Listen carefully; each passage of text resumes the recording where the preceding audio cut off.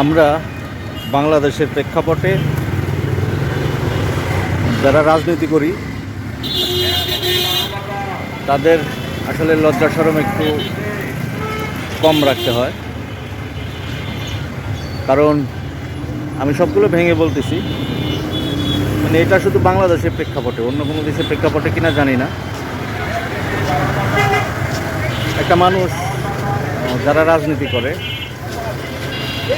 তারা তাদের আত্মীয় স্বজন, পরিবার পরিজন সবার কাছেই খারাপ, মানে কেমন যেন একটা বাঁকা চোখে দেখে আর কি সবাই।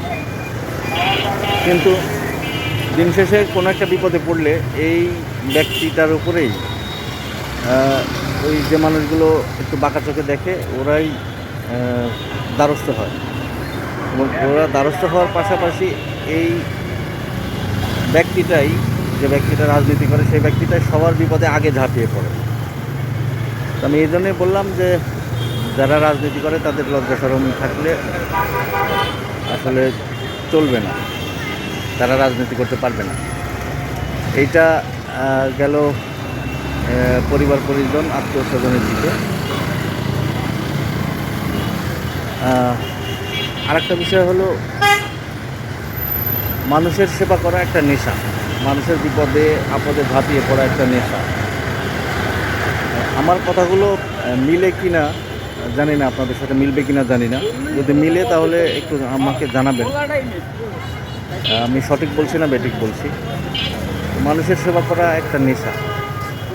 যে ব্যক্তি মানুষের সেবা করে, মানুষের আপদে বিপদে ঝাঁপিয়ে পড়ে, এই মানুষকে আপনি যদি শুধু একটা গণ্ডির মধ্যে রেখে দেন, ওই মানুষ থাকতে পারবে না। ওর চাহিদা সব কিছু। আপনি ধরেন একটা চায়ের দোকান দিয়ে দিলেন, আপনি